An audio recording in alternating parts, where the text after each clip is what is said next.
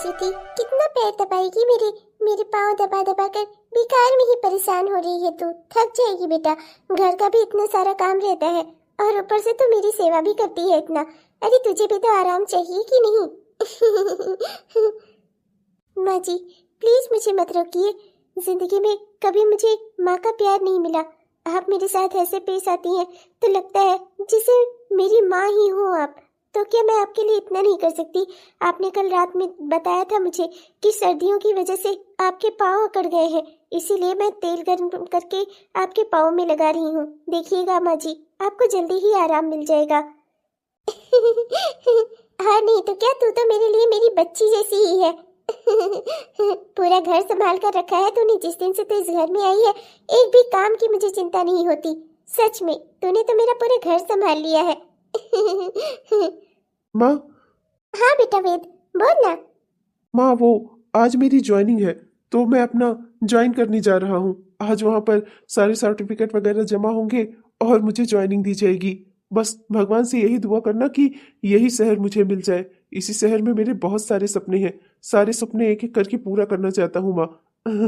अपना आशीर्वाद देना मुझे। खुश रह मेरे बेटे, जो तू चाहता है तेरी जिंदगी में तुझे वो सब कुछ हासिल हो जाए। मेरी तो भगवान से बस यही दुआ है। थैंक यू सो मच माँ। आपने ये कहकर ना मेरी सारी ख्वाहिशें पूरी कर दी। बस अब आपका आशीर्वाद रहा ना तो सब कुछ हासिल कर लूंगा मैं। अच्छा माँ, चलता हूँ। अरे श्रुति, तू किस सोच में पड़ गई? बेटा थक गई होगी, जा एक गिलास पानी अपना भी पी ले और मेरे लिए भी एक गिलास पानी ले आ। बहुत देर से तू मेरे पाँव ही दबा रही है, इतना देर खाली पेट रहना अच्छी बात नहीं है। जा। जी माँ जी, मैं अभी लेकर आई। अरे श्रुति बेटा, देखना मुझे लगता है दरवाजे पर कोई है। क्या है ना कि आजकल पाँव इतना जकड़ा हुआ है कि ज्यादा उठकर दौड़ फिर नहीं पाती कहीं। जा देख ले, नहीं तो पता चले कि कोई काम का इंसान हो, नहीं तो कोई कुछ बेचने आया होगा तो उससे कह देना कि कुछ नहीं चाहिए, सामान कुछ नहीं खरीदना मुझे। ठीक है बेटा? जी माँ जी, आप चिंता मत करिए, मैं दरवाजा भी देख लूंगी और इसके बाद एक गिलास पानी लेकर भी आती हूँ आपके लिए, और कुछ खाने के लिए भी लेकर आती हूँ। अरे दीपू, तो मैं बहुत खुश हूँ ये जानकर कि तूने अपना सपना पूरा कर लिया। आज तो तेरी ज्वाइनिंग है ना, मैं बहुत खुश हूँ। तेरा सपना पूरा हो गया, तूने जिंदगी में वो हासिल कर लिया जो तू करना चाहती थी। मैं तेरे लिए बहुत खुश हूँ। अब तो उस नरक वाली जिंदगी से निकल कर ना एक अच्छी जिंदगी बिताना, कहीं दूर जाकर। जैसी तू बिताना चाहे। बस कर भाभी, सबको अपने गले ही लगा लेती हो क्या? ये करना भी अच्छी बात नहीं है। लोगों से दूरी भी बनाकर रखनी चाहिए। ये नहीं कि जो भी मिले उसे अपने गले लगा लो, उसकी बन जाओ या उसे अपना बना लो। दीपू, तो ये कैसी बातें कर रही है? क्या हुआ है तुझे? तू तो मेरी सबसे अच्छी दोस्त है ना, और आज तो तेरी ज्वाइनिंग है ना, तो यहाँ अपनी खुशी बांटने आई है ना मेरे साथ। मुझे अच्छे से पता है, मैं बहुत खुश हूँ। पर ये तो मेरे बारे में ऐसी बातें क्यों कह रही है? क्या हुआ, क्या है? बोलेगी कुछ? बस करो, हमारे दोस्त होने से ये रिश्ता बदल नहीं जाता कि तुम मेरी भाभी हो और मैं तुम्हारी ननद हूँ। मैंने भले ही तुम्हें अपने घर से भगाया था, तुम्हारे ससुराल से भगाया था, पर ये सोचकर भगाया था जिससे तुम्हारा भला हो सके, तुम जिंदा रह सको और अपनी जिंदगी में आगे बढ़ सको। इसलिए नहीं भगाया था कि तुम मेरी ही चीजों पर डाका डाल लो, मेरी ही चीजें मुझसे छीन लो। तुम्हारी चीजें छीन लो? मैंने किया क्या है दीपू? तो बताएगी मुझे, मेरी गलती क्या है? ऐसा मैंने क्या कर दिया है जो तू इतना सुना रही है मुझे? मैंने आखिर किया क्या है? अब बस करो ये दिखावा झूठा, ये बेचारी होने का, ये दुखी होने का, दुखियारी होने का। इसी तुम्हारे दिखावे में फंसकर तुम्हारी जान बचाने के लिए मैंने तुम्हें अपने बॉयफ्रेंड के साथ भगा लिया, और तुमने क्या सिला दिया मुझे? मेरा बॉयफ्रेंड ही तुमने छीन लिया। हाँ, मैं उससे शादी करना चाहती थी, सच्चा प्यार करती थी उससे, और तुमने क्या किया? क्या किया तुमने? हाँ, उसे अपना बना लिया। हाँ, कितनी एहसान फरामोश और कितनी गिरी हुई औरत हो तुम, ये मत भूलो। अभी भी तुम मेरे भाई की बीवी हो, तुम्हारा और मेरे भैया का भी तलाक नहीं हुआ है, और तुम यूं बार बार और लड़कों पर डोरी डाल रही हो। माँ सही कहती थी, तुमने बाहर निकलने देने लायक ही नहीं थी। मैंने तुम्हारी जान बचाने के लिए तुम्हें एक आदमी के साथ भेजा और तुमने उसे ही फंसा लिया। ये तक भूल गई कि वो मेरा दोस्त है। अरे मैं उसे कब से चाह रही थी। मैंने नौकरी इसलिए की थी जिससे मैं उसके साथ अपना घर गृहस्थी बसा सकूं, उसकी दुल्हन बनकर, उसकी बहू बनकर इस घर में रह सकूं। और तुमने क्या किया? मेरा अधिकार ही छीन लिया। मेरे वेद के दिल में जगह बनाकर मेरे वेद को मुझसे छीनकर बहुत खुश होगी ना तुम, एहसान फरामोश कहेगी। मैंने सरकारी नौकरी का सपना देखा अपनी जरूरतों को पूरा करने के लिए, अपनी जिंदगी बदलने के लिए। फिर मुझे वेद मिला, फिर मैंने सपना देखा कि मैं वेद के साथ अपनी जिंदगी में आगे बढ़ूंगी, और तुमने क्या किया? मुझसे मेरा वेद ही छीन लिया। हाँ, मेरे सपनों की नींव को ही छीन लिया तुमने, जिस पर मेरे सपनों का महल खड़ा था। कितनी आसान फरामोश हो तुम। मैंने तुम्हारे लिए क्या कुछ नहीं किया, और तुमने मेरी ही पीठ में छुरा मार दिया। हाँ। दीपू, तुम मेरा यकीन मानो, मुझे इन सब बारे में कुछ भी नहीं पता। मैंने ऐसा कुछ नहीं किया है। प्लीज मेरी बात का यकीन करो, भरोसा करो मुझ पर।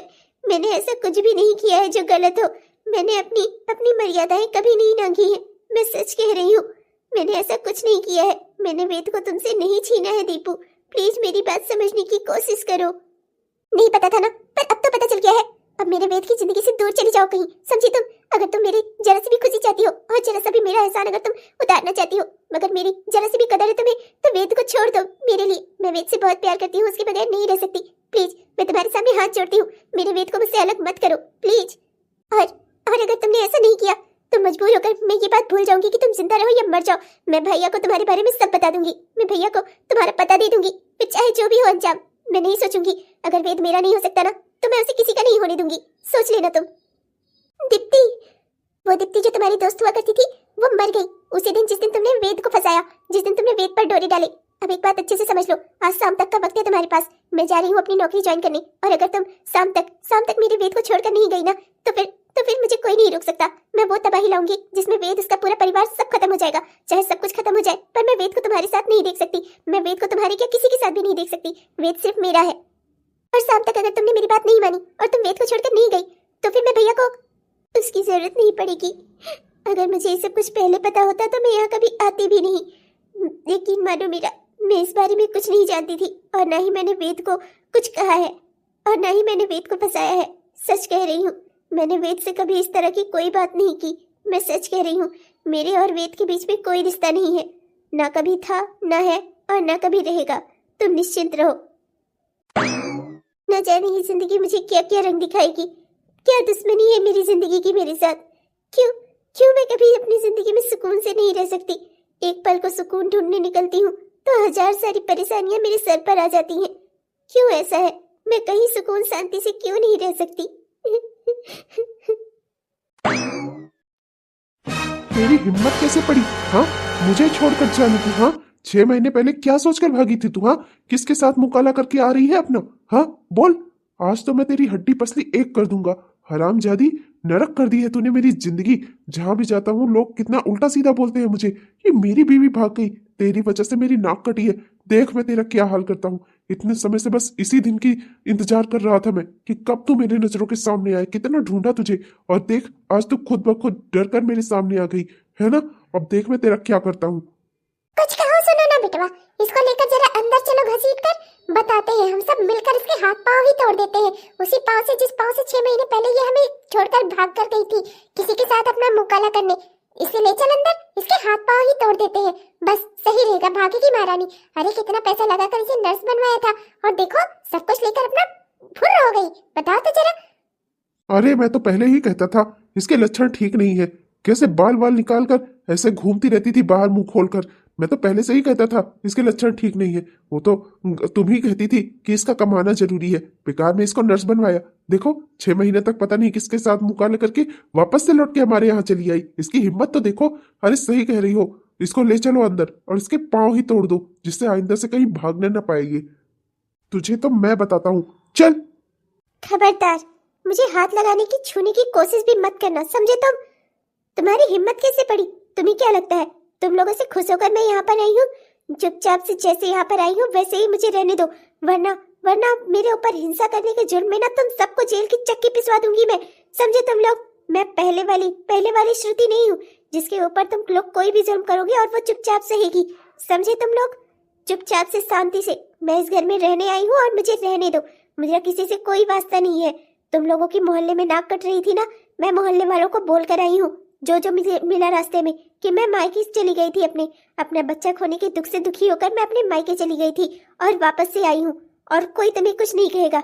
चुपचाप से मुझे इस घर में रहने दो अगर शांति चाहते हो तो, वरना अगर तुम चाहते हो कि पुलिस इस घर में आए और वापस से तुम सबको घसीट कर ले जाए और तुम्हारी बहन की सरकारी नौकरी का सपना भी टूट जाए, तो फिर तुम ऐसा कर सकते हो, वरना फिर शांति से मुझे इस घर में रहने दो, समझे? और वैसे भी कानूनी तौर पर अभी मैं तुम्हारी बीवी हूँ, मेरा तुम्हारा तलाक नहीं हुआ है। इस घर में रहना अधिकार है मेरा। देखती हूँ मुझे यहाँ से कौन निकालता है। ये क्या है? मैं यहाँ से कितनी मुश्किल से निकाला था और ये वापस से यहाँ पर आ गई। ये सब करना आखिर क्या चाहती है? मुझे कुछ समझ में नहीं आ रहा है। आप चिंता मत करिए, मैं जानती हूँ मेरे जाने से आप बहुत दुखी थे। बस कुछ ही समय की बात है, मैं वापस से अपना हॉस्पिटल में अपनी जॉब ज्वाइन कर लूंगी। आप लोगों का खर्चा जैसे मैं पहले चलाती थी वैसे ही चलाऊंगी। मैं जानती हूँ आप अपने किए पर पछता रहे हैं, आपको अपने किए पर पछतावा है, और मैं भी आपको माफ करने के लिए तैयार हूँ। आखिर जो भी हो, रिश्ता है हमारा, पति है आप मेरे, इसलिए। क्या कह कर गई वो तो पता नहीं, पर लगता है फिर से हॉस्पिटल ज्वाइन करके पैसे देने वाली है, तो अपना खर्चा तो निकल ही आएगा। वैसे भी किस काम की ही थी ये, पड़ी रहे अपना एक कोने में, मेरा ही क्या जा रहा है। कम से कम गांव मोहल्ले में मैं मुंह दिखाने लायक तो हो गया।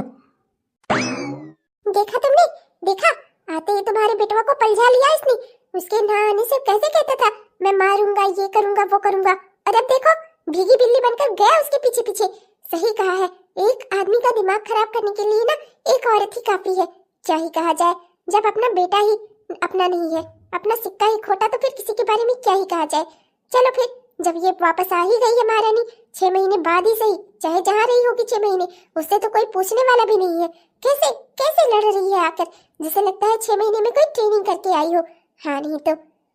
अरे मैं तो कहता हूँ चाहे जहां भी अपना मुंह काला करा कर आई हो, पर कम से कम गांव मोहल्ले में तो हम अपना मुंह दिखाने लायक हो गए हैं इसके आने से। और ऊपर से घाव भर को झूठ बोलती हुई भी आई है, तो कोई अब कुछ कहेगा भी नहीं हमें।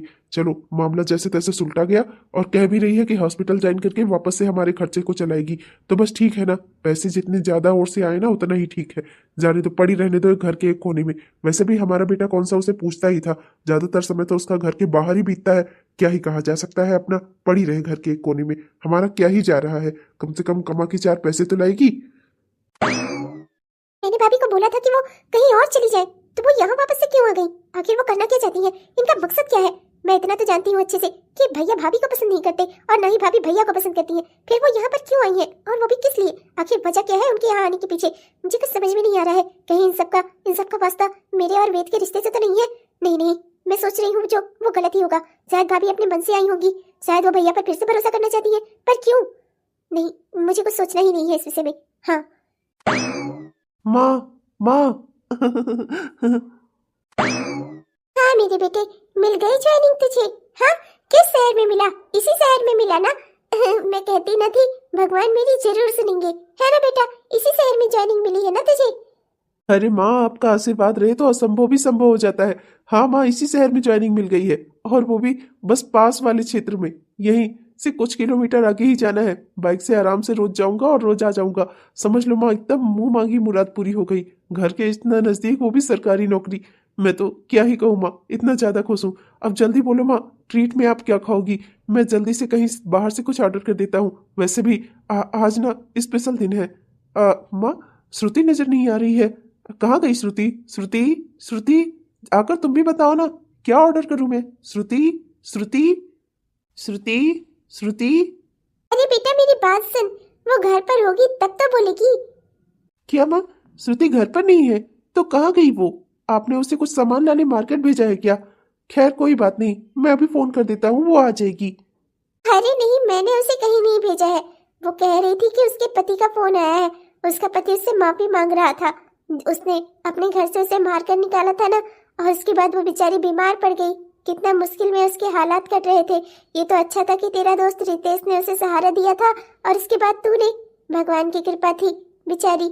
लेकिन अब उसका पति फोन करके कर रहा था, पछता रहा था, अपनी गलती की माफी मांग रहा था। तो वो अपने घर लौट गई। अरे माँ, वो घर लौट गई और आपने उसे जाने दिया? आपने उसे क्यों जाने दिया माँ? ऐसा कैसे कर सकती है वो आदमी उसके साथ रहने लायक नहीं है। अरे बेटा मैं जानती हूँ, साल भर पहले का ही झगड़ा है, पर कोई बात नहीं। अगर वो माफी मांग रहा है, उसे अपनी गलती पर पछतावा है, तो उसे एक मौका देना तो बनता है बेटा। वैसे भी वो उसका पति है, रिश्ता है उन लोगों का। और तू क्यों इतना परेशान हो रहा है? वो खुश रहेगी अपने पति के साथ। किसमें दिक्कत वाली क्या बात है? वो जाना चाहती थी तो मैं उसे भला क्यों रोकती? अरे शादी की है उसने, वो पति है, उसका अधिकार है उसका उसके साथ रहने का, तो मैं क्यों रोकूंगी भला? आपको नहीं पता माँ, उसके इसी पति ने उसकी जान लेने की कोशिश की थी। मैं सब जानता हूँ। मैं जा रहा हूँ, मैं उसे वापस लाने जा रहा हूँ। वो ऐसी जगह नहीं रह सकती। अरे मेरी बात सुन वेद बेटा, वेद बेटा मेरी बात सुन। ये मेरा बेटा वेद भी ना किसी की मदद करने पर आ जाए तो फिर कुछ सोचता ही नहीं है। मैं दीपू को फोन कर देती हूँ, वो उसकी अच्छी दोस्त है, वो उसे समझाएगी। अभी वैसे भी मेरे बेटे को पति पत्नी के रिश्ते के बारे में पता ही क्या है। छोटे मोटे झगड़े तो पति पत्नी के बीच में होते रहते हैं। मानती हूँ कि इस वजह से उसे बहुत परेशानी हुई थी, श्रुति को बहुत कुछ झेला उसने। पर अगर वो तब भी अपने पति के साथ जाना चाहती है तो वो जरूर उससे बहुत प्यार करती होगी ना। तो फिर इसमें किसी और को बोलने का क्या ही अधिकार।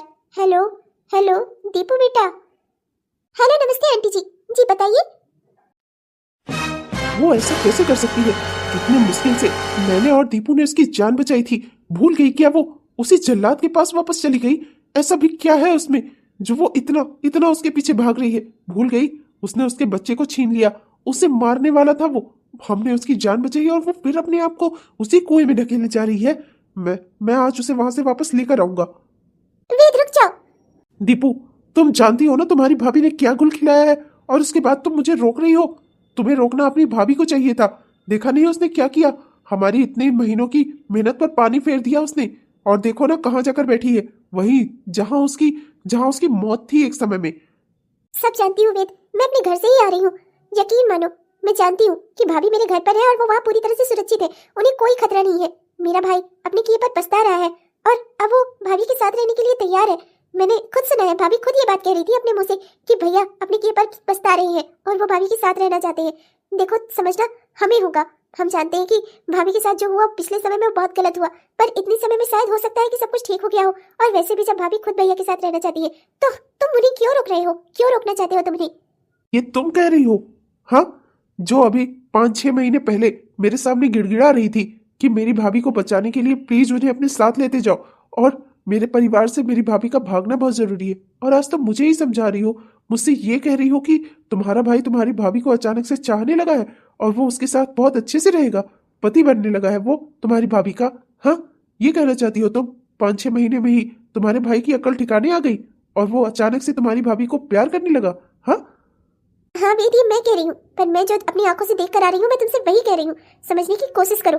अगर वो दोनों अपनी जिंदगी की नई शुरुआत करना चाहते हैं नए सिरे से, तो तुम उन्हें क्यों रोकना चाहते हो? वेद, समझने की कोशिश करो। तुम्हारी अभी नई नई जॉब लगी है। मैं नहीं चाहती कि तुम किसी खतरे में आओ।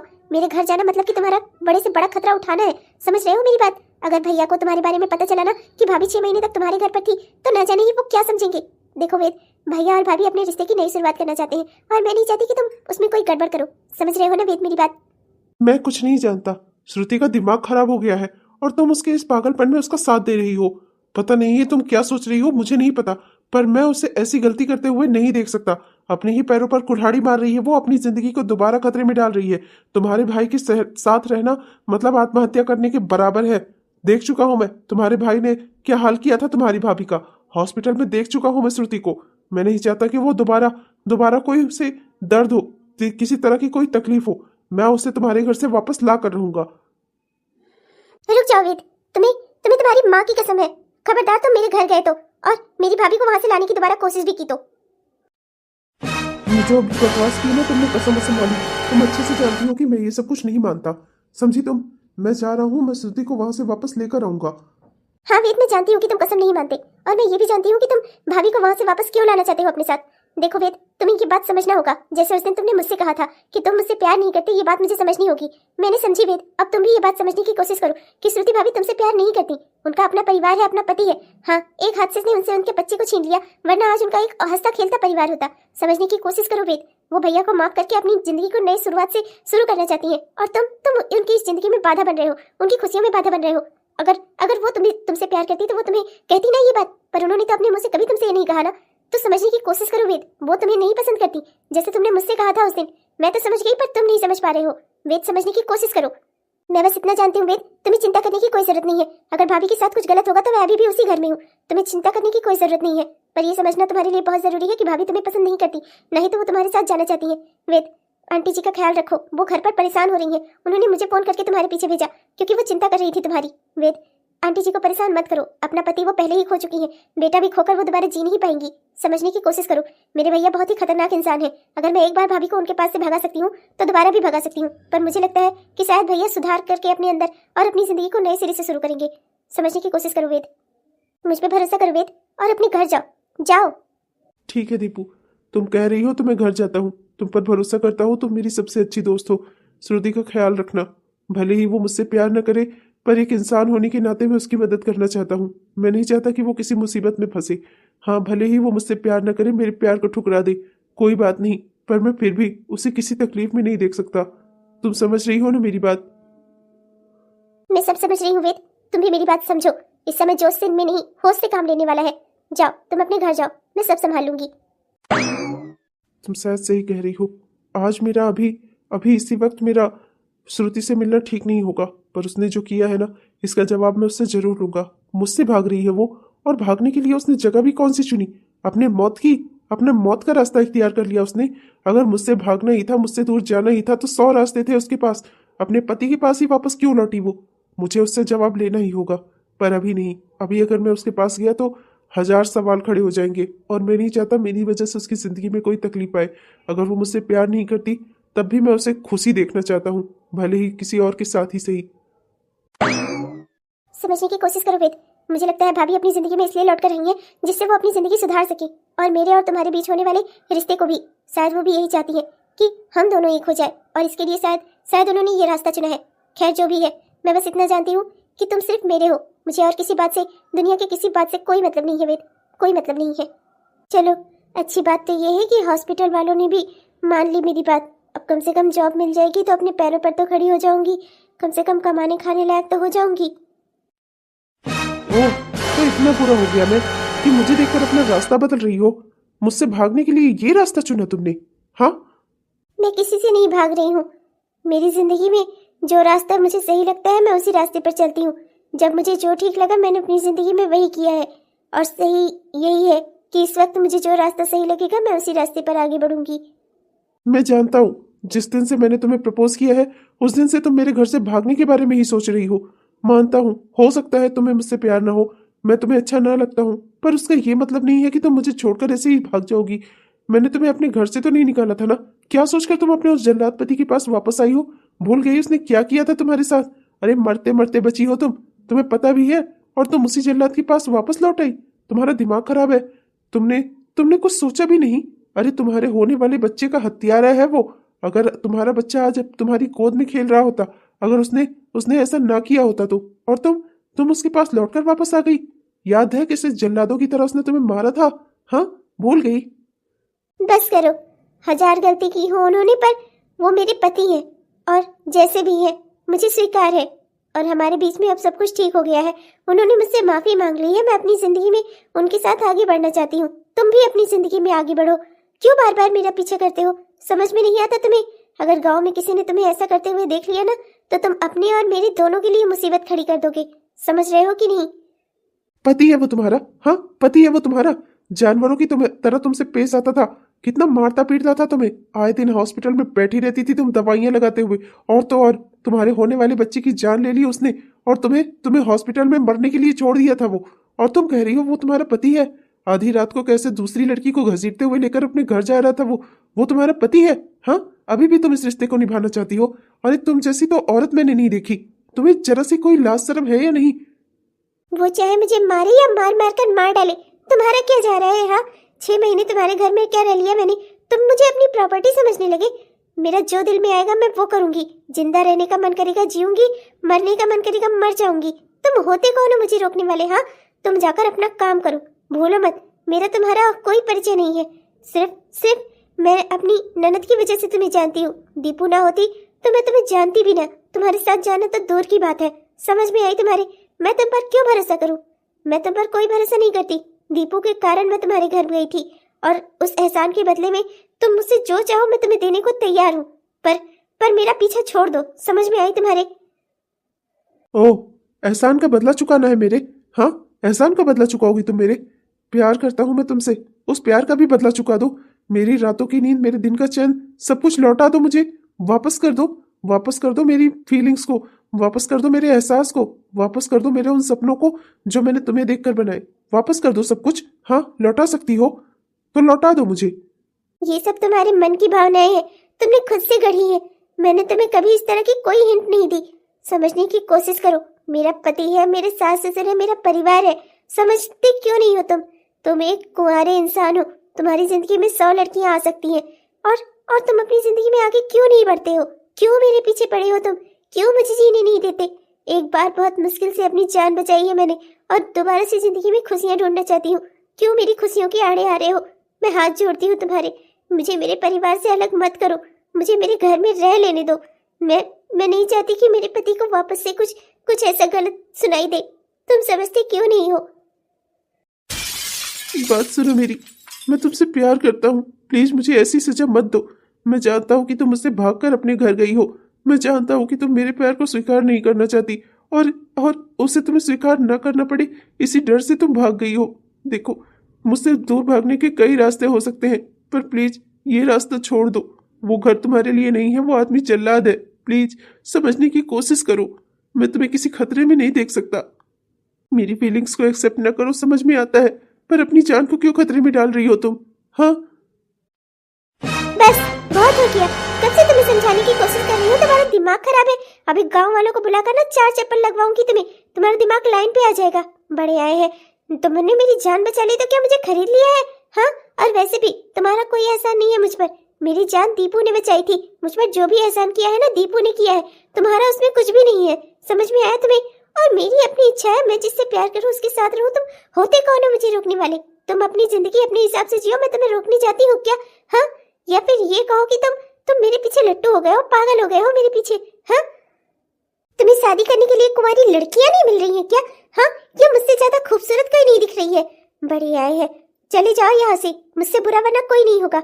मैं सिर्फ अपने पति से प्यार करती हूँ और हमेशा उन्हीं की पत्नी बनकर रहूंगी, चाहे वो मेरी जान ही क्यों न ले ले। और अब तो वो सुधर गए हैं, वो मुझसे बहुत प्यार करते हैं और मैं अपने परिवार में बहुत खुश हूँ।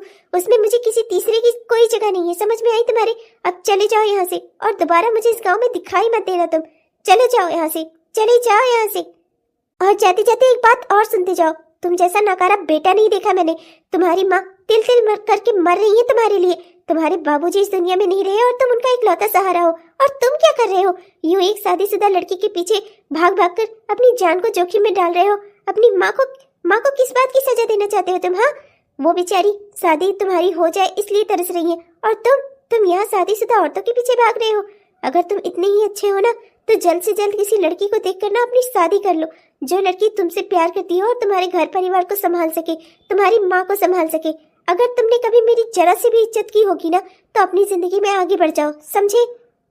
तुमने वो फैसला किया जो तुम्हें ठीक लगा, तुम्हारी जिंदगी है, तुम अपने हिसाब से जीना चाहती हो जियो, पर मैं अपनी जिंदगी में क्या करूंगा ना, ये मेरा फैसला होगा। तुम मुझे फैसला सुनाने वाली कोई नहीं होती। मैं अपनी माँ के साथ जो चाहे करूं, मेरा अपनी जिंदगी के साथ जो चाहे मैं वो करूं। तुम मेरे साथ नहीं आ सकती। तुम्हारा नाम लेकर मैं जिंदगी भर कुंवारा तो बैठा रह सकता हूँ ना, उस पर भी तुम्हारा हक है। हाँ, देखो, मैं तुम्हारे सामने हाथ जोड़ती हूँ, प्लीज कुछ ऐसा मत करो कि मुझे जिंदगी भर पछतावा हो कि मैं भागकर तुम्हारे घर क्यों गई थी। तुम्हारी माँ बहुत अच्छी है, वो जिंदगी में एक ही सपना देखती हैं कि उनकी एक बहू है, उनके घर में पोता पोती खेले। भगवान ने उनसे उनके पति को छीन लिया, एक खुशी पहले ही छीन चुके हैं, तुम उनसे दूसरी खुशी मत छीनो। मैं तुम्हारे सामने हाथ जोड़ती हूँ, अगर तुमने सच में सच्चे मायने में मुझसे प्यार किया था कभी ना, तो मेरी ये बात मान लो।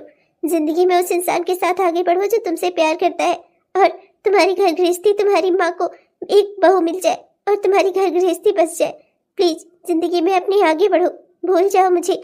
मैं कभी तुम्हारे लिए थी ही नहीं, मैंने कभी तुमसे हाँ कहा क्या? अगर मैं तुम्हें पसंद करती तो मैं शुरू से तुम्हें हाँ ना कह देती। देखो, समझने की कोशिश करो, मुझे भूल जाओ।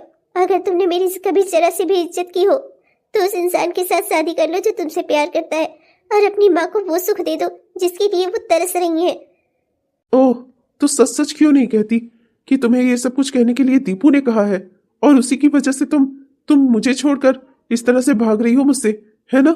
सच्चाई यही है ना? मुझे किसी ने नहीं कहा है, मैं बस अपनी जिंदगी में शांति चाहती हूँ। भगवान के लिए मेरी जिंदगी में शांति होने दो।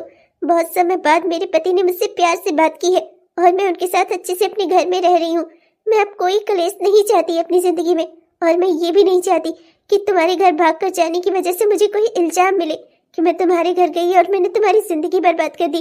तुम्हारी माँ बहुत अच्छी है, मैं नहीं चाहती कि वो मुझे जिंदगी भर श्राप दे कि मैंने उनके बेटी को उनसे छीन लिया, श्राप दे कि मैंने उन्हें बहू का सुख कभी नसीब नहीं होने दिया।